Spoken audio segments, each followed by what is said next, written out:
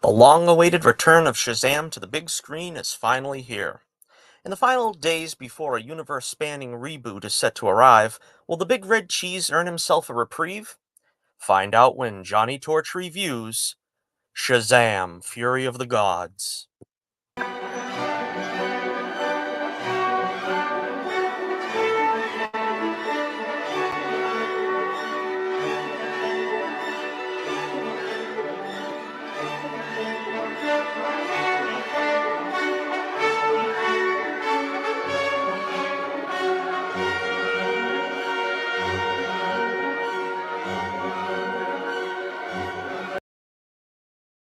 Well, welcome once again to another Johnnie Torch Reviews. Today we're going to take on Shazam! Fury of the Gods. This was a long-awaited sequel. It was pushed back a couple of times. Of course, the pandemic managed to push it back a little bit. Then they moved it again so it wouldn't be opposite the Avatar sequel, whatever the name of the Avatar sequel is. I'm not interested in the Avatar sequel, to be honest with you. But finally, it arrives here in the merry month of March, and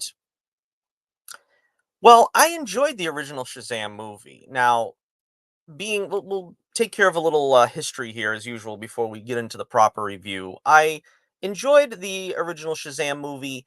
I realized that this is a different kind of Shazam. This is not the traditional Captain Marvel. Again, another long story there, but Marvel had won the rights in a long contested battle to get the name Captain Marvel. Of course, the name of their company is Marvel, and I think they kind of felt it was owed them. And in a long legal process, of course, the Captain Marvel character was picked up by DC Comics. I want to say in the late '60s. Fawcett Comics had it for the longest time before, of course, the '50s came about and Frederick Wortham and all the persecution that had gone on with comics at the time caused a lot of superhero comics, even popular ones, to falter. And so DC wound up picking up the comic. As I said, I believe in the late '60s. I know it was a popular reintroduction to the character in the '70s, where, there was always a debate over who would win in a fight between Shazam, well, at that point, Captain Marvel and Superman. And they finally made that a reality after a long time, I think in the '70s. So, with Captain Marvel now becoming christened Shazam, a very interesting situation because the character himself, let alone all his family, cannot say that name without transforming back, which leads to a sort of a running gag in the series, which they're always calling themselves something else, which is funny the first time. I think it kind of overstayed its welcome at a certain point, but it still kind of resonates in this film. So I enjoyed the first movie for what it was, which was basically big with superpowers. This version of Captain Marvel slash Shazam is not really. Uh, Again, I'm not the world's foremost expert on Captain Marvel. I had two comics as a kid from Golden Age Captain Marvel, and I enjoyed them both, but I never really went back to find out much of the lore, which is something I probably should try to do now since I'm sort of re-interested in the character. But the wisdom of Solomon, which is something they even joke about in this film, is not something that's apparent in this version of Shazam. He's basically Billy Batson's brain in an adult body, and the same with all the rest of the younger characters, who, if you'd seen the first film, has been granted a portion of the Shazam powers. Now, the Shazam family, of course, exists in the comics, and some of it is not even in this film. I think there's a tiger that talks. Again, I just know a lot of the lore from secondhand sources. Taki Tani, I think, is his name. So, a lot of fun stuff, funny stuff, and the world of Shazam is a sandbox I would really much like to revisit and continue to revisit. The first film, I liked it for what it was, but it didn't really resonate with me the way it did a lot of people. To me, it was sort of DC's answer to maybe Guardians of the Galaxy. A lot of jokey stuff mixed in with some pathos that didn't really make for the best. It didn't make for a very even playing field. It felt like in some ways it was at odds with one another. That that sort of mixture of both the pathos and the comedy. I think in this film it's done much better. Now, I think it's possibly because they don't make the stakes quite so emotionally invested. Of course, the story with Billy looking for his mother, coming to find out, she was a spoilers for the first movie anyway, that she was a not so charming human being. Again, led a lot of darkness to the storyline. Of course, you also had Dr. Sylvana as the villain, who also had his own childhood traumas. The storyline about being a foster kid. Billy didn't seem quite to live up to the ideals of the pure-hearted character. He did seem like a jerk sometimes, and so did Freddy, who sort of changes his ways at some point in the film, but kind of has to bring it to bear on Billy to sort of shape up and not just be sort of the goofball that's out for himself. So in many ways, I appreciate this one better. I think it hits the ground running. We've already gone through the growing pains. We already know Billy's backstory. They give kind of a brief rundown of that at the beginning of the movie. And to its credit, this film really is a sequel, a true sequel. You really get a lot of benefit having seen the first movie before you see this one. I think the trailers have really let this film down because it just sort of boasts a goofball adventure. But this is a true sequel, and I think there's more to it than just the goofiness and the comedy. I think there's a lot of well, I think the stakes are raised. When you think of the first movie, when you go back to the first Shazam, it was basically a personal story. It was Dr. Sylvana wanting the powers of Shazam because he felt it was owed to him when he was rejected by the wizard. And in this film, basically a whole city is at stake, which, I think it was supposed to be Fawcett City, named after the comic, if I remember correctly. In this, it's Philadelphia, which is a strange choice, but I don't know. I can go with it. Because DC Comics has always been known to do their own cities. There's Star City, there's Central City, there's Gotham City, Metropolis. It feels weird to put Shazam in an actual city where you do see the landmarks and you could tell it's Philadelphia and it's, you know, referenced several times. But again, I feel like the stakes were really high in this film. It reminded me honestly of The Dark Knight Rises in that respect, where basically a whole city is held hostage. And you don't see that level of threat too often really in a film. Now, it's usually something esoteric like well, let's take a look at the last one we seen, which was Ant-Man 3, basically taking place in a whole other universe. This is like basically a city in the good old USA. It's not a small stakes hero versus villain story. It's not a world ending threat. It's basically enough just to destroy a city in this film. And it feels like the stakes are really high because of it. So again, the trailers were really misleading on this film. Now it does have the goofy humor, and we'll get into all that in a second, but I think that the trailers really didn't do this film justice. Now, I don't know why, as of now, this is, of course, the not even the whole first week of it being in release is past, but they're already kind of chalking it up as a failure. It didn't really make the biggest dent in the box office. I don't really have the figures in front of me, but I think it made something like 11 million, 11 to 16 million, I think, or something in the first day. The first weekend, I think, was about 60 million. And again, that's not really big numbers in this day and age. But again, it's probably not going to be seen as a failure financially because I'm sure it's going to clear its budget of I think it was 100 million. I've also heard 120 million. Usually they tack on the 20 million for, you know, advertisements and so on and so forth. So I think it's possible that it'll reach that 120 million and it'll probably surpass that at the end of the day, making it a success by whatever margin you would consider it a success. But this film was a great film. I really enjoyed this film. I'll give you the brief rundown now if you don't want to hear spoilers. But again, I enjoyed it more than the first film. It hits the ground running. It's old school action adventure, comic booky, which is something I really look forward to in a superhero film. They have to feel like a comic book, and this film does. The humor worked for me for the most part. I know that not every joke lands. There was obviously in a film where there is a lot of humor, where they reference a lot of humor, not every joke's going to land. But I did find myself chuckling at most of them. A couple of them were really laugh out loud funny. Much better than Ant Man and the Wasp: Quantumania's humor. I think this was leaps and bounds above that.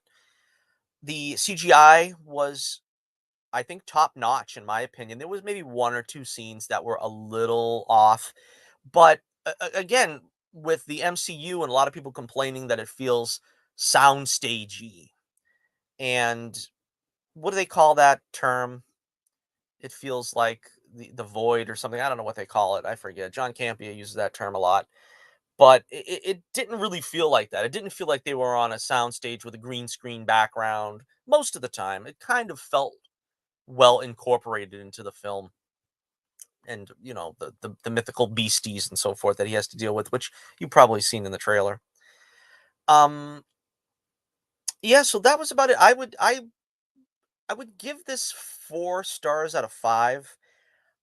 I'm tempted to give it 4.5 stars. This is kind of a film that I'm wondering if it's going to work on me as well the second time around, because a lot of people have acted like, well, it kind of overstays its welcome. I didn't feel that at all. I never felt bored by it. Now, in retrospect, thinking back on the story, I think maybe you could have shaved off maybe 5 minutes and maybe improved the pace on maybe two scenes. But really, I don't know. It really worked for me. Every scene worked. Now, I think maybe going back and watching it again and will it have the replay value? Maybe once or maybe one or two scenes could be trimmed. But for the most part, I think it really held up and really felt like every scene mattered and it really was exciting. So I'm gonna give it 4 stars out of 5. You know, tentatively it could even be 4.5 stars out of 5. What this felt to me like, if I could compare it, I feel like I can compare it to two films. I think if you enjoyed Doctor Strange: Multiverse of Madness, now this kind of felt like that film to me. It felt very comic booky. There's some kind of even horror elements that feel very Raimi-esque. And there's a very earnest heart to the film, the way Raimi's Spider-Man films were. But I think we've seen that on display a lot in Multiverse of Madness. And I honestly think this is the film that I've enjoyed the most in the past, whatever it's been, a year, over a year, that I've enjoyed the most since Multiverse of Madness. So I think this feels very much like Multiverse of Madness, and it feels like a lot of fun. And I think you can nitpick both films, but I think at the end of the day, they really are a lot of fun, and I think they hold up well for their characters. They portray them well. I think the other film this reminded me of was somewhat the Tim Story Fantastic Four, where again you have a lot of, talk about family. It's like a family team.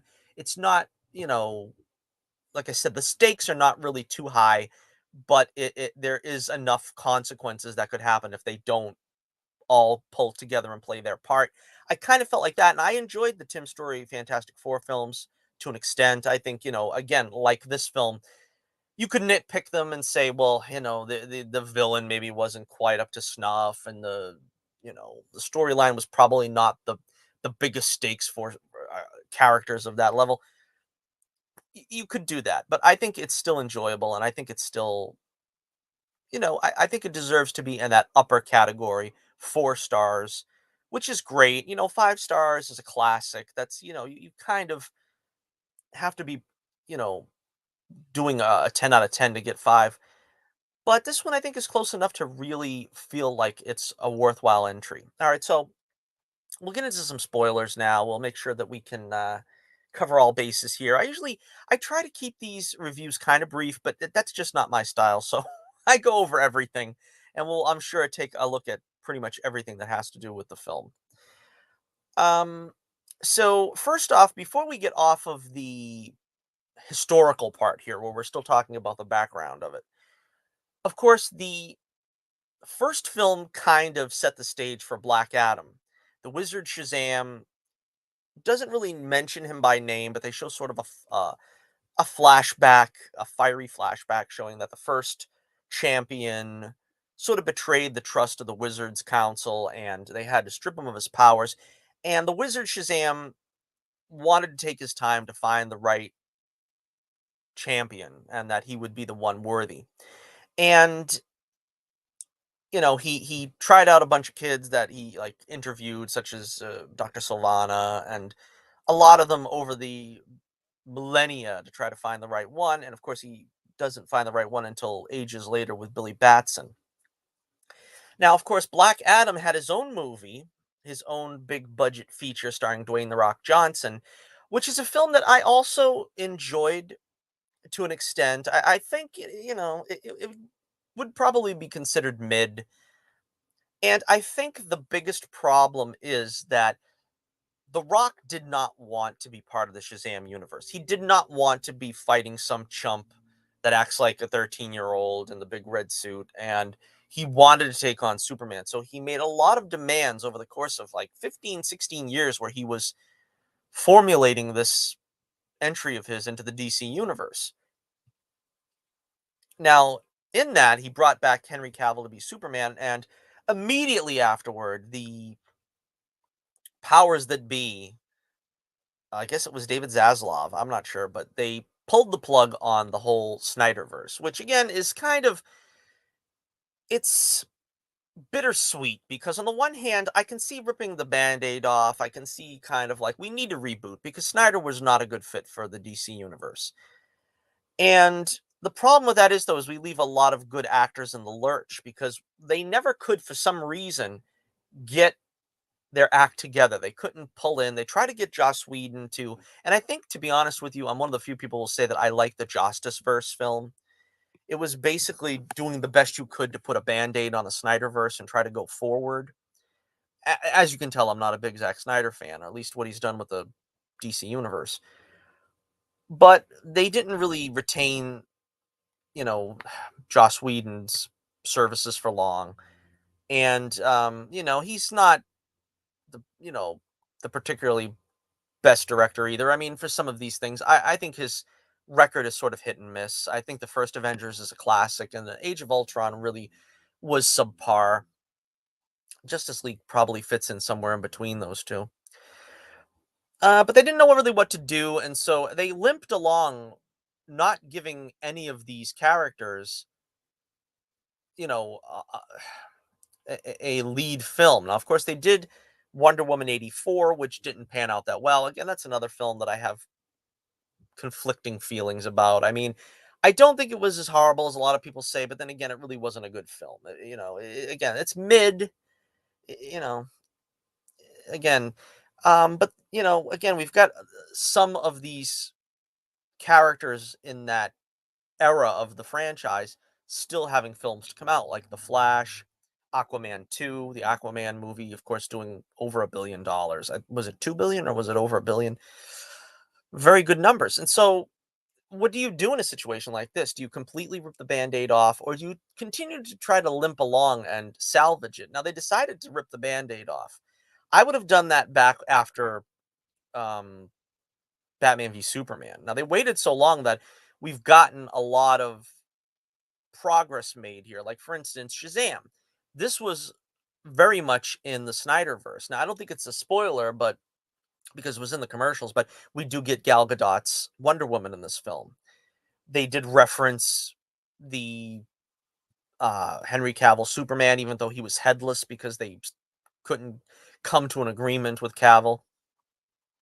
So again, this is kind of confounding because I would like to see more Shazam going forward. I don't know if it's going to be in the cards with whatever they're doing now. It seems like and probably for reasons such as this, that they don't want to scare off potential viewers, that they're not going to come out and say that they've axed any of these characters, save Henry Cavill's Superman, because Gunn wanted to write his own Superman film. The rest of these characters and actors could still conceivably continue on. Now, in the case of Shazam, he seems to be removed enough that they could probably continue on in the new universe, or they could just keep him in a pocket of his own universe, the old universe. I'm not sure exactly what could happen here. I think the sad part is because Dwayne The Rock Johnson didn't want to involve himself in the Shazam franchise, he really did cut the legs out from underneath, building up upon, you know, a great third act. Now, we left Dr. Sylvana in prison with Mr. Mind, and they don't do anything with him until the after credit scene. And that was really funny. And I don't know if they did that just as a laugh or as to say that basically they want to do a third film and that's kind of where they want to go with it. It's really strange that they didn't go with that in the second film. But again, I guess they felt that, that really wouldn't be upping the stakes. I don't know. And in this film, Fury of the Gods, they do up the stakes somewhat. Um but again, to put a cap on this conversation about what The Rock has done in this by fouling up the chances of Black Adam showing up in the second, or what would probably be a really kick butt third film. It's really sad because it's very selfish of him. And I think it came out today that Zachary Levy pointed out that I always feel like I should say Levy. It's Levi, right? Zachary Levi. I don't know why I always make that mistake, but if I say it again, then you'll know that I just keep forgetting to make sure I say Levy. But I think Zachary Levy put it out on Instagram today that said that it's confirmed that they wanted to have the Justice Society in the post-credit scene, but with Hawkman and I guess Cyclone and Atom Smasher, or was it Adam Man? I don't know. But they couldn't do that because The Rock had already laid claim to those characters for what he was hoping would be the Black Adam sequel, and from there on. So we're robbed of seeing a Shazam 3 Clash of the Champions. I do think there's a good possibility, though. I know we're doing this butt end backwards, but we're talking about the post credit scene. They bring in James Gunn's hot wife. I don't remember the character's name. Jennifer Holland. I've recently learned that's her name.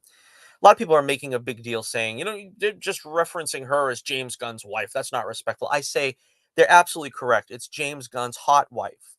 That's how you address her.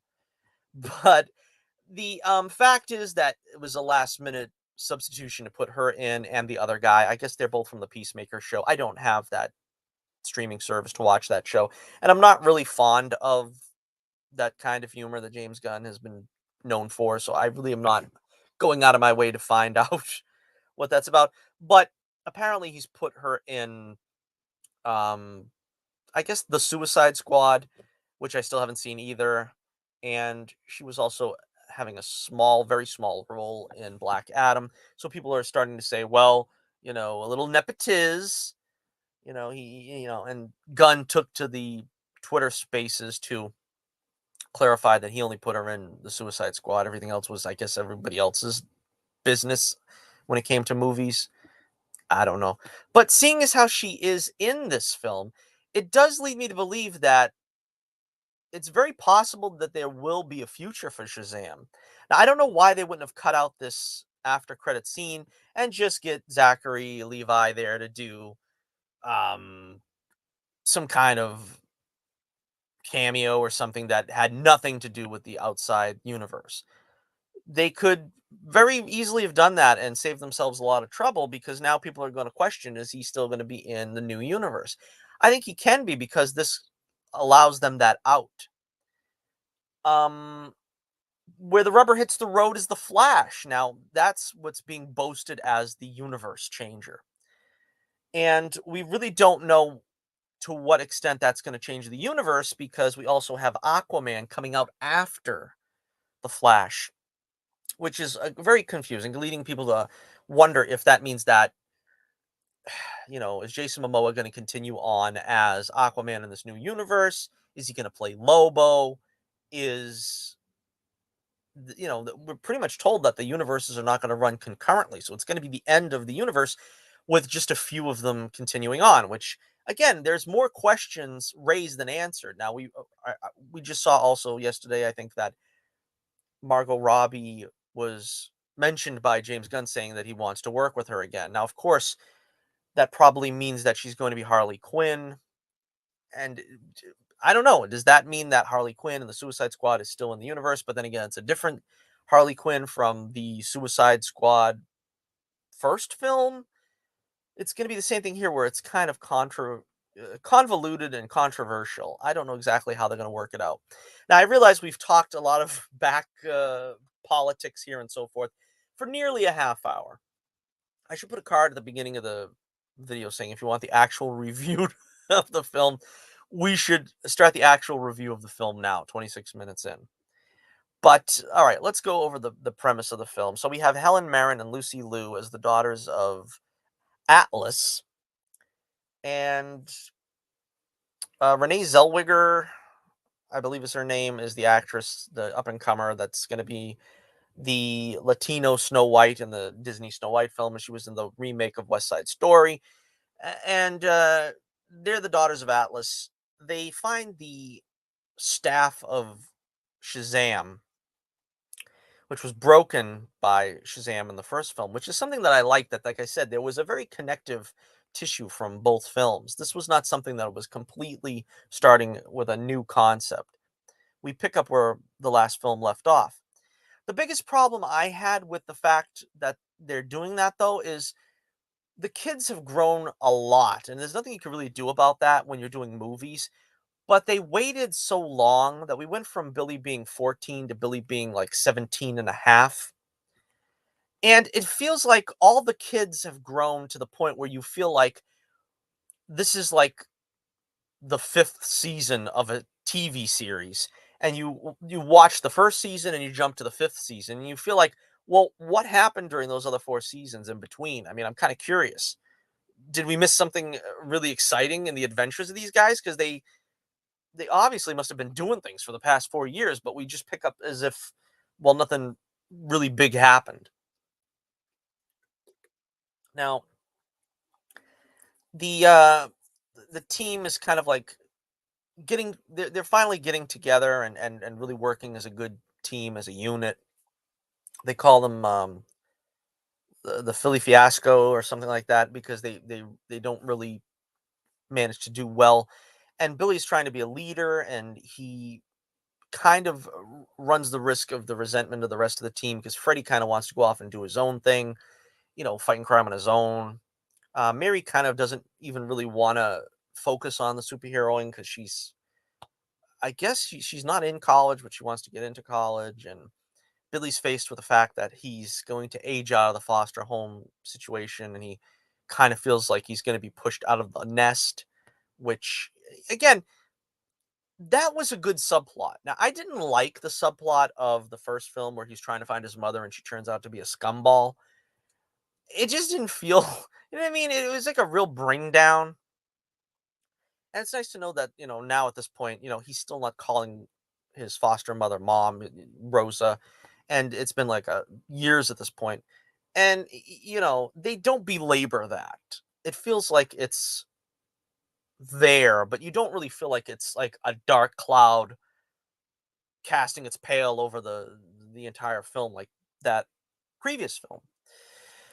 So there's this bridge scene at the beginning, which was a great set piece. I think it was really well done, really exciting. You see the team all getting together. They all get a chance to shine. They all have something to do. I mean, I think Billy Batson's Asher Angel's Billy Batson as a child Billy, he doesn't get a lot to do in this film, and I would have preferred to see him get like maybe one or two more scenes. I think they wanted to lean a lot on the adult Shazam, because Well, partially that's what everybody's here for, is to see the superhero Shazam, but I think a lot of people are claiming a disconnect between the two. And I think that's unfortunate because I think that doesn't pay the service to Asher Angel that he deserves. I think they try to say there's a disconnect that he doesn't act like Asher Angel. But to me, it looks like Asher Angel is acting like Zachary Levy. Because if you watch the early parts of the film, the early scenes are where he's in it the most. He does seem to be trying to copy the mannerisms of Zachary.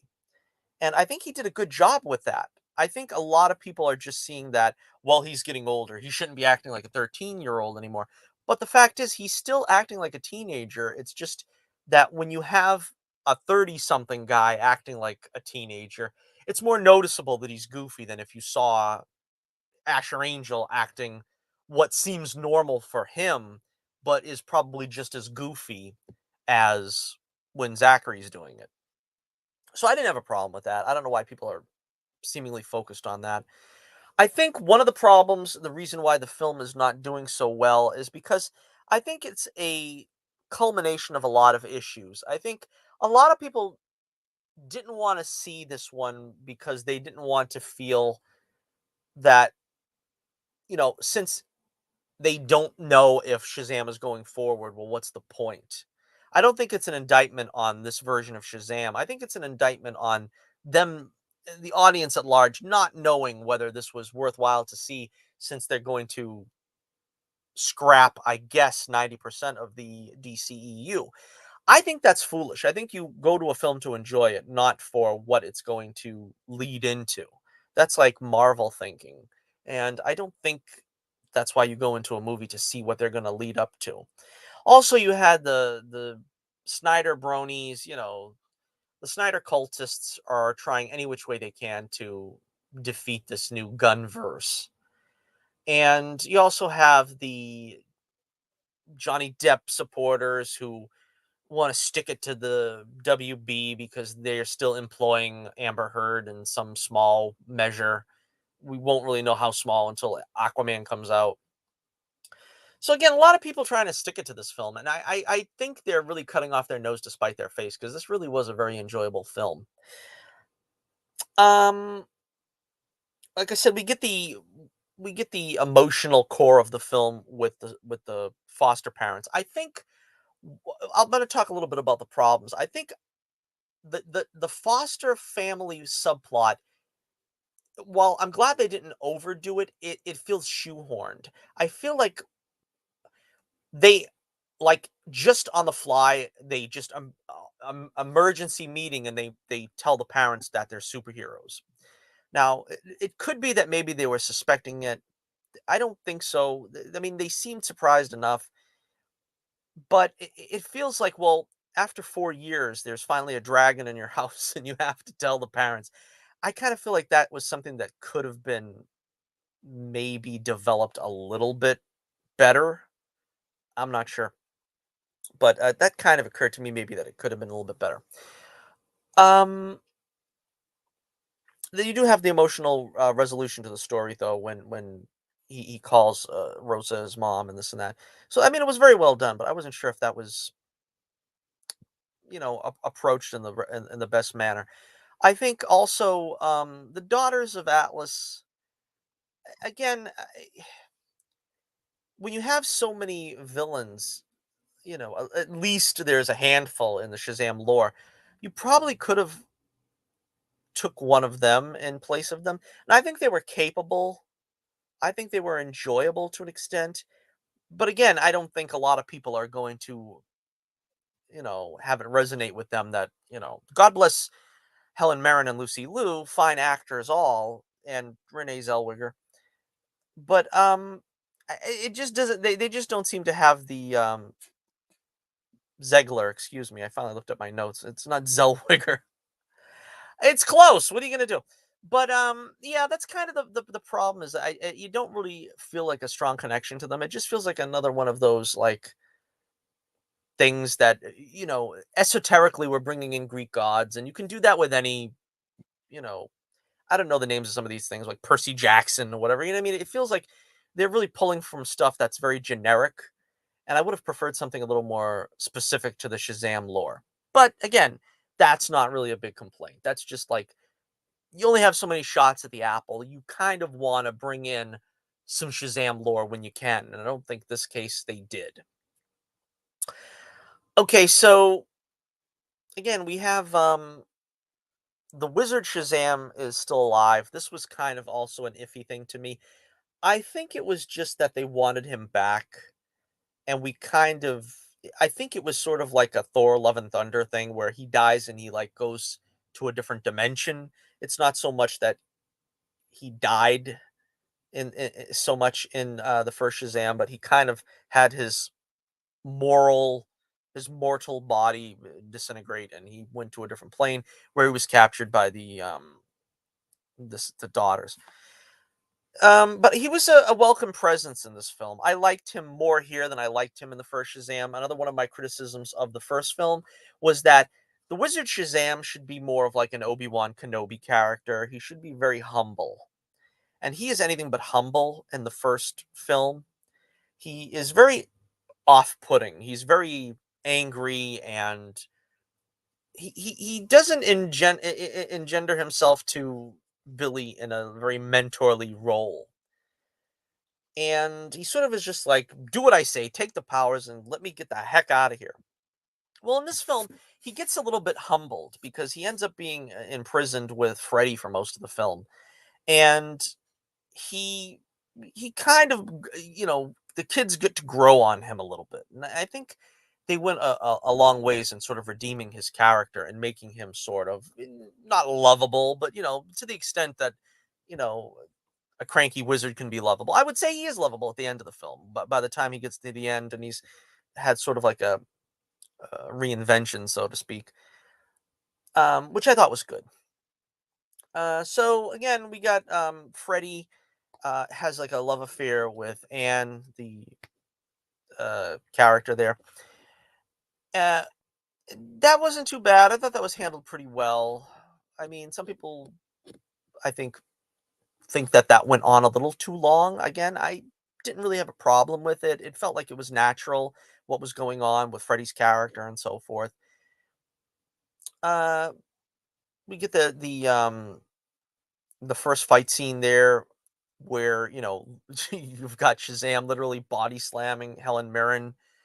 Again, there was some fun stuff. There was some fun stuff in it. I enjoyed all of it. There was the lair scenes where they've taken over the Rock of Eternity, and now they've decorated and stuff, and we see the Penn Steven. Again, all the stuff was fun. It was a lot of fun. I can't see why. And again, it was meant to be more a family film. Now, there's a few things in here I thought that were kind of unfamily friendly. I think two of the things that I point to was they had they made the teacher commit suicide, which was very dark. I mean, that was not played for laughs at all. And you got little ones, you might want to caution them away from that scene. And I think when Darla rides the unicorn and she says something that a lot of people are complaining about being product placement, I don't think they cut the line quite enough. I think a lot of a lot of families probably going to be like, that's a little uncomfortable that she got that close to saying a big one. But apart from that, it was more or less it was mid-range profanity in there. Probably not anything your kids haven't heard, but I don't know. To me, I think they use a little too much profanity, but it's kind of like with this day and age, that's what they do. I mean, if you'd seen any other film like the Spider-Man films with Holland, they use the same kind of language there. I guess that's what they do now for teenage films, or uh, you know, juvenile films, whatever you want to call them. The humor was very good. I thought that scene with where Billy is dreaming of it being on a date with Wonder Woman, I thought that was hilarious. And then he sees the wizard Shazam's face on her body. That was one of the laugh out loud moments for me. That was like that was so funny. Because at first you don't know it's a dream too on top of it all, and I'm like, they really are they gonna match up Wonder Woman with Shazam? I mean, a lot of people are like Wonder Woman and Batman or Wonder Woman and Superman, but it's like nobody ever thinks of Wonder Woman and Shazam. But it turned out to be pretty funny, that scene. And you know what? It makes sense too because Billy's a kid and he's well, of course he's gonna have a crush on Wonder Woman. Who doesn't?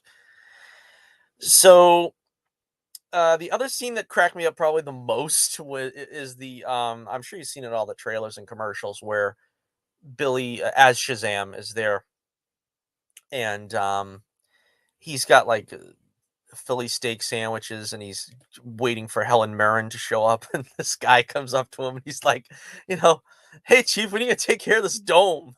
And he's like, "I'm taking care of it. Don't worry about it." And these aren't the actual lines, I don't think, but that really made me laugh because he's just sitting there waiting in a in an outdoor plaza or something to talk to the supervillain. And he's got like a guy on his case for not like taking care of the dome that's keeping everybody in the city. That just made me laugh. But then, there's a couple of them that were really laugh out loud funny. There's a couple of groaners, but the humor really worked for me in a way that I guess Ant-Man 3, apart from Ant-Man 3 with the final scene with Modoc, I really don't remember anything being funny in that film, which I thought was a shame, but this film really did have a couple of decent laughs.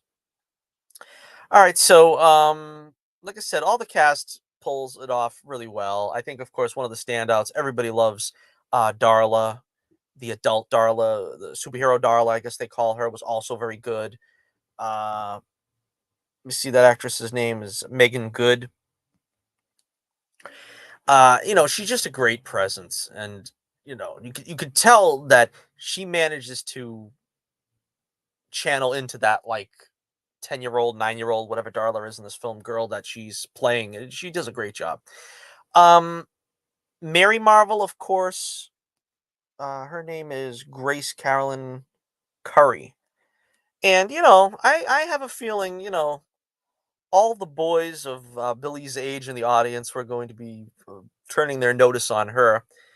And with good reason. They didn't wimp out here. They gave her the skirt, the Mary Marvel skirt, which of course is a wonder in of itself in this day and age.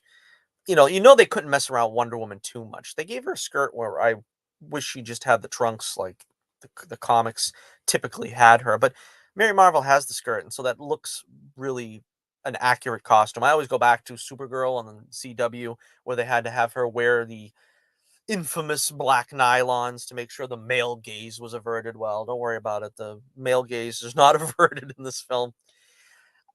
This does bring up something though that I do want to also touch on, that they replaced the adult actress for Mary Marvel, and it's very speculative as to why.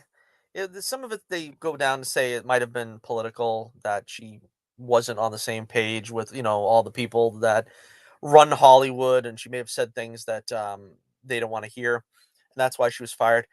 Others say that, well, because now Mary is officially over 18, that this is her adult body, so she doesn't need an adult body to transform into. She's just going to stay looking as she does. Now, the problem with that is a lot of people are saying, well, then now that Billy's going to be 18 in a couple of months, per this movie, the next film should have him look like Asher Angel because he will be technically in his adult body.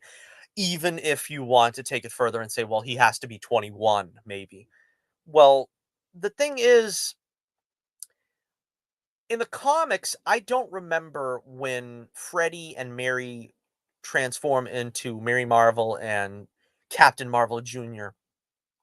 I don't remember them ever looking different. They basically look the same with superpowers. So, Mary looking the same as Mary does, it doesn't make a whole lot of sense with a secret identity. I mean, like Freddy's literally on the news and Shazam is literally on the news.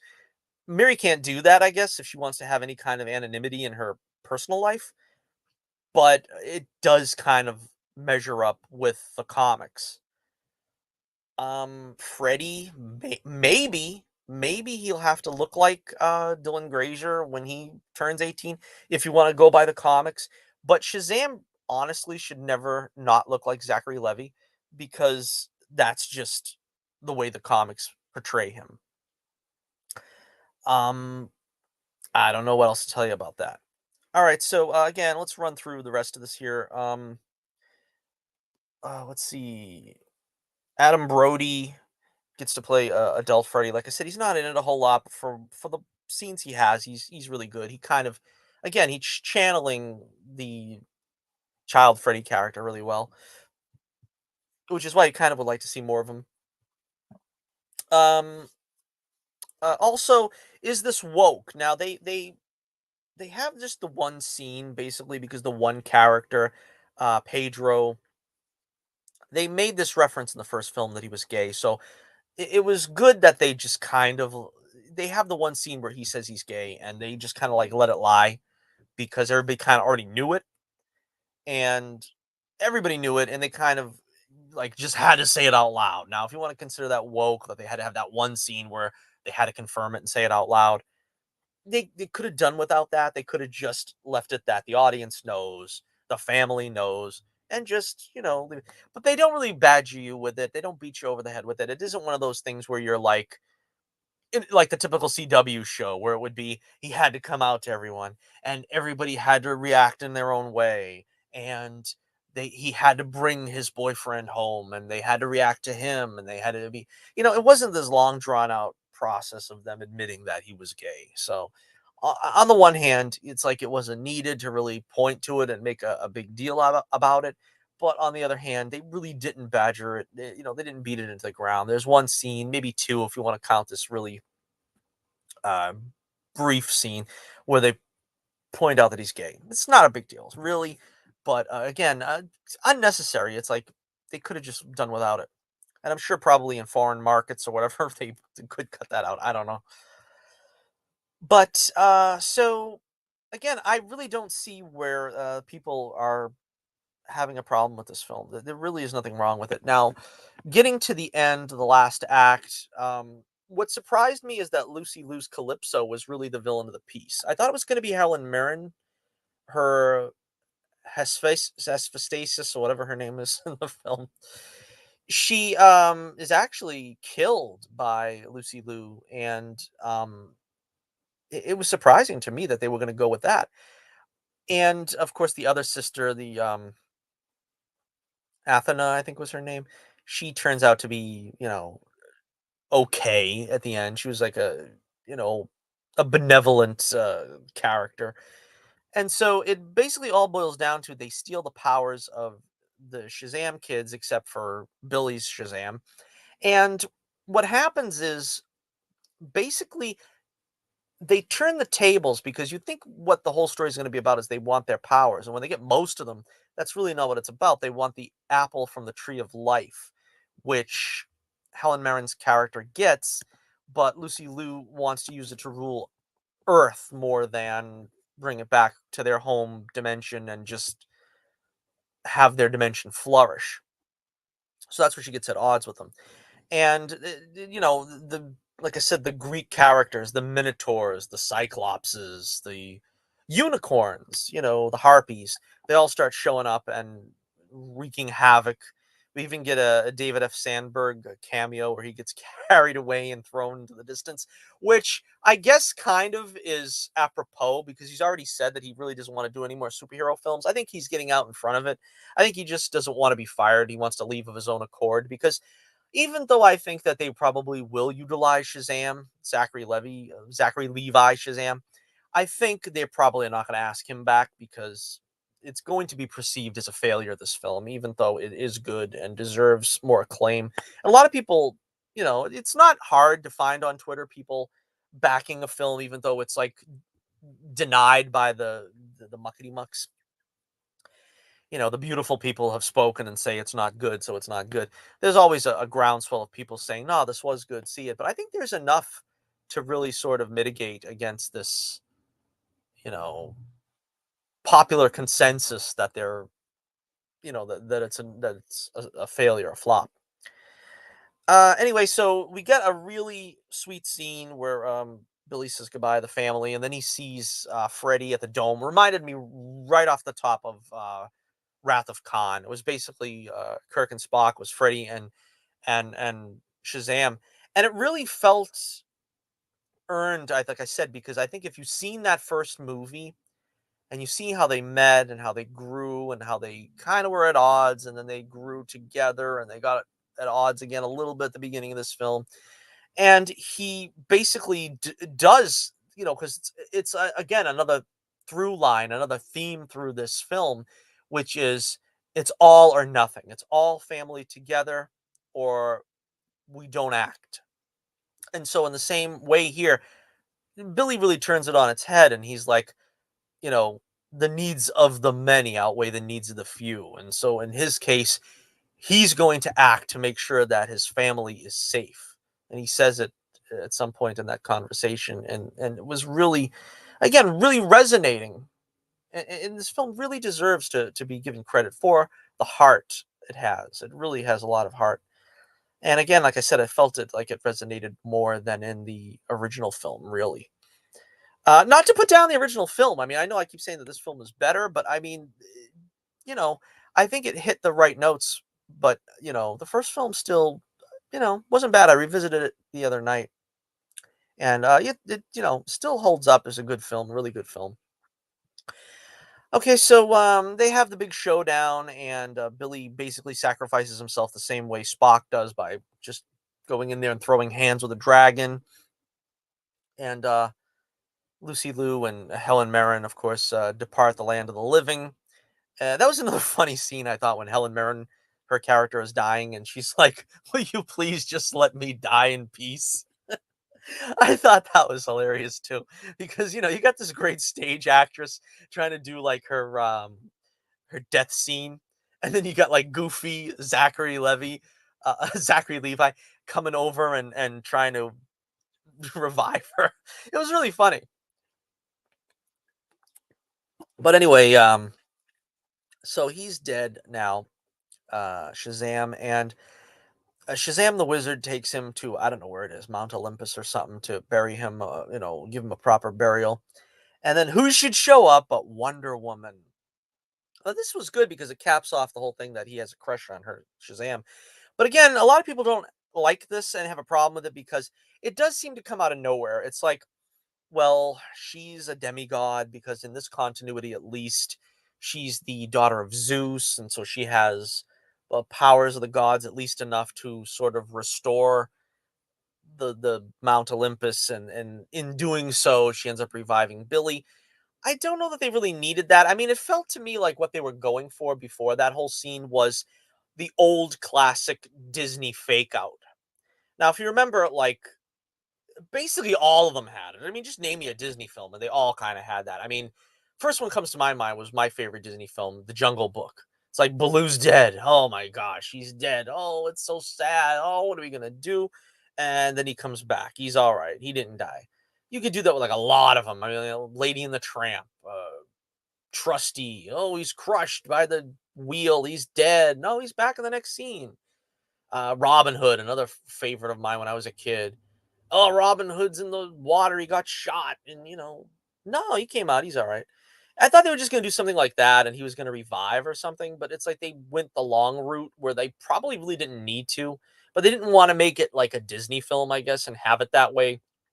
They wanted to have some kind of stakes where something had to be done and it was up to Wonder Woman to do it. They get away with it, I think, because a lot of people would be like, "Well, where's Wonder Woman? Why isn't she helping?" But they had the dome over the whole city, and there really wasn't much anybody could do. I mean, if you're gonna complain about Wonder Woman not doing something earlier, well, where was Superman? Where was Batman? Where was the Flash? Where was Aquaman? Where was Hawkman? If Doctor Fate wasn't dead, where was he? You know what I mean? You kind of can't think like that if you're a comic book fan because you can do that to every single show or movie. You know, while Black Adam was going on, where was Superman? Why didn't he show up sooner? Why didn't Batman show up? You could do that to anything. And so that doesn't really bother me, but I know a lot of people probably have issue with that. So again, yeah, there's a nice ending, and of course the Wizard Shazam shows up again, and he's like kind of reinvented himself and he's going to go off and see the world. One more thing, I love the cameo. I love, love, love the cameo of the original Captain Marvel, Billy Batson. I don't remember that guy's name, but I really never watched that show too much as a kid because it was a little before my time. That was like in the mid '70s, and I think I might have caught it once or twice in reruns when I was a kid. I should really go back and watch some of it just for the heck of it. I remember it not being entirely impressed by it as a kid, but because it was more like saving a kid from a snake bite, and it was kind of stuff like that. You know what I mean? But it was a nice tribute because you like to see them pay homage to what came before. That's why I always said, they should give, Rex Smith a cameo in Born Again. They should, do Eric Kramer in a Thor film. Give him some kind of role. Oh no, wait a minute. Didn't they do that? No, they didn't. No, I was gonna say, did they give him a cameo? No, they didn't. They didn't give him a cameo, Eric Kramer. Yeah. There was a great place for it in the first Thor where the truck driver scene. They could have just had him come in and just be one of the truck drivers. But I digress. So again, yeah, this was a real fun film. And they even reference Captain Marvel by having the cameo be of him calling him Captain Marvel. So that was a lot of fun. But yeah, in the final analysis here, I think this was a great film. I think it was a lot of fun. It was a little, it was really enjoyable. It had a lot of laughs. It had enough heartfelt moments. I think it was better than the first Shazam. I really hope there's another Shazam with Zachary Levy slash Levi, and I really hope that they can find a way to continue on with him. I don't know if they'll do it or not, but I really hope they do. Um, Maybe it'll have to be without Black Adam, probably, if they do a Shazam 3, but, they could still find a way to get, Dr. Sylvana and Mr. Mind out of that damn cell. That was so funny. That was another laugh out loud moment where he's like, "I don't have wings and I don't have legs. I have to crawl everywhere I go." And he's going, "I haven't seen you for 2 years." And, it'll probably be another 2 before he comes back because he's like, "I got something else I gotta do. I hate to tell you." Um So I am giving Shazam Fury of the Gods 4 out of 5 stars. I'm going to call it an A minus, and I'm giving it an 8 out of 10. I think there were a couple of things, like I said, that could have been worked on a little better. It's not flawless. They could have put a couple more scenes in of Billy and maybe adult Freddy. They could have toned down the profanity a little bit.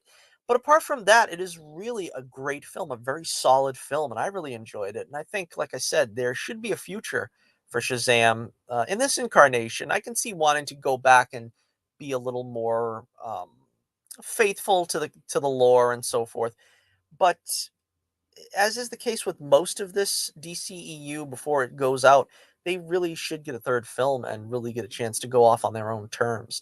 This really feels like the curtain call for the original DCEU, the Snyderverse cast. We got Henry Cavill's curtain call in Black Adam. Gal Gadot here gets to bid farewell in Shazam 2.